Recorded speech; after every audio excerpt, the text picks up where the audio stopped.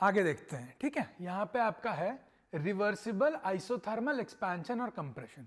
Isothermal आपको पता है, आइसोथर्मल मतलब क्या, dt कांस्टेंट, dt जीरो होता है, टेम्परेचर चेंज नहीं हो रहा है, dt जीरो हो गया, dt जीरो हो गया। रिवर्सिबल आपको पता है, चैप्टर 4th या 5th में रिवर्सिबल गैसेस की रिवर्सिबल प्रोसेस क्या होता है ये डिस्कस किया गया था, ठीक है। आइसोथर्मल पे भी ध्यान देते हैं कि dt जीरो था, इसका मतलब आपको टेम्परेचर में चेंज नहीं हो रहा, उसी से आपका इंटरनल एनर्जी भी जीरो हो जाएगा। टेम्परेचर में चेंज है ही नहीं तो इंटरनल एनर्जी में चेंज होगा ही नहीं। फर्स्ट लॉ तो यही रहता है हमेशा। अब इसको सिंप्लीफाई करने का टाइम आ गया है, क्यों, यहाँ पे देखिए ये जीरो हो गया है, तो ये जीरो हो जाने से ये चीज सिंप्लीफाई होके क्या हो जाएगा, ये हो जाएगा। तो आइसोथर्मल के लिए del Q is equal to del W, यही होता है। आइसोथर्मल में डीई जीरो हो गया, लेकिन डेल क्यू बराबर हो गया डेल डब्ल्यू के, ठीक है। तो अगर मान लीजिए कि अब देखते हैं कुछ केसेस देखते हैं कि मान लेते हैं कि गैस एक्सपैंड हो रहा है, तो एक्सपैंड में आपको याद होगा कि एक्सपैंड जब होता है तो डेल क्यू डेल डब्ल्यू का कन्वेंशन क्या है, पॉजिटिव वर्क हो रहा था, तो एक्सपेंशन में बोल रहे हैं पॉजिटिव वर्क हो रहा है। तो डी क्यू अगर डी डेल डब्ल्यू अगर पॉजिटिव है तो डेल क्यू भी तो पॉजिटिव होगा। अगर डेल डब्ल्यू एक्सपेंशन हो रहा है, पॉजिटिव वर्क दे रहा है, तो डेल क्यू भी पॉजिटिव देगा। और डेल क्यू पॉजिटिव का मतलब क्या था, एंडोथर्मिक प्रोसेस था। तो क्या हो रहा है, del Q positive endothermic process. और एब्जॉर्ब हीट मतलब अगर आइसोथर्मल अगर एक्सपेंशन हो रहा है तब आपका वो एंडोथर्मिक प्रोसेस होगा। इसी का उल्टा कंप्रेशन में होगा, क्या हो जाएगा कि del Q del W negative है, कंप्रेशन में डेल डब्ल्यू नेगेटिव है ना, वॉल्यूम कम हो रहा है, नेगेटिव वर्क हुआ, यहां पे नेगेटिव वर्क हुआ, डेल क्यू भी नेगेटिव हो गया। और डेल क्यू का नेगेटिव इसका मतलब क्या, एक्सोथर्मिक। एक्सोथर्मिक मतलब क्या, आपका हीट रिलीज हुआ, ठीक है। तो ये सिंपल है, डेल क्यू और डेल डब्ल्यू इक्वल हो जाता है। ये समझ लीजिएगा कि एक्सपेंशन में हीट एब्जॉर्ब करेगा और कंप्रेशन में हीट रिलीज करेगा, ठीक है। तो ये तो समझ में आ गया, लेकिन अब कैलकुलेट कैसे करना है कि डेल क्यू और डेल डब्ल्यू को कैलकुलेट कैसे करें। कैलकुलेट करते हैं, आइए। ये देखिए एक पीवी डायग्राम है।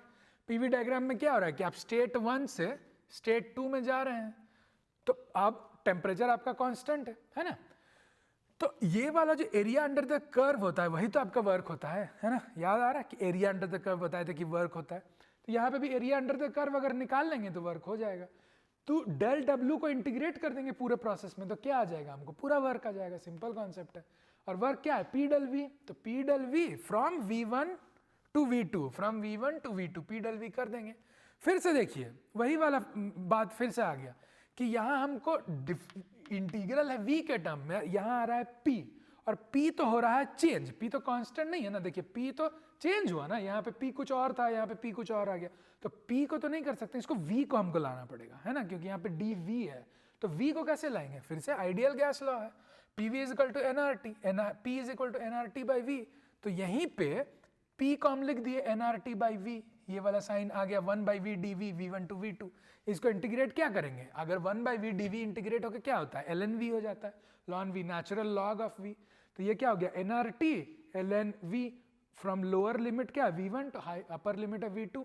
तो वर्क डन क्या हो गया, nRT ln V2 by V1। ये हो गया आपका work done in an isothermal case, ठीक है। बोथ एक्सपेंशन कंट्रैक्शन कुछ भी हो रहा है वो तो V1 और V2 पे डिपेंड करेगा, है ना, कि अगर V2 आपका वॉल्यूम बड़ा है V1 से तो ये वर्क पॉजिटिव हो जाएगा, अगर कम है तो नेगेटिव हो जाएगा। तो ये आपका इक्वेशन आ गया, आपका W निकल गया। अगर आपको कोई बोले कि आप Q निकालिए तो इतना ही होगा Q, कैसे, ये देखिए, क्योंकि DE तो जीरो है ना। एक और तरीके से इसको समझिए कि मान लीजिए, अब याद कीजिए कि CV क्या था, CV था del E by del T V, del E by del T at constant V, यही तो CV था।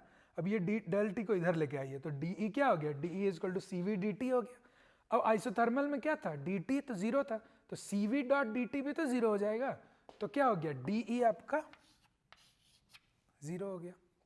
इसी तरह से CP, तो यहाँ पे CP आपका ये था del H by del TP, तो इस हिसाब से डेल H क्या हो जाएगा, CP dt, और dt जीरो था तो डेल H भी आपका यहाँ पे जीरो हो गया।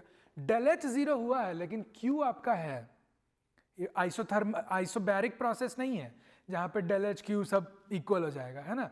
डेल एच आपका जीरो है, यहाँ पे क्यू का वैल्यू है, ये अगर आइसोबैरिक होता तो अलग होता केस, लेकिन ये आइसोथर्मल है, इसलिए डेल एच 0 है, डेल क्यू का कुछ वैल्यू हो सकता है, डेल यहाँ पे आप देख रहे हैं डेल क्यू का वैल्यू डब्ल्यू के बराबर होगा, लेकिन डेल एच क्या होगा, डी एच क्या होगा, वो आपका 0 होगा।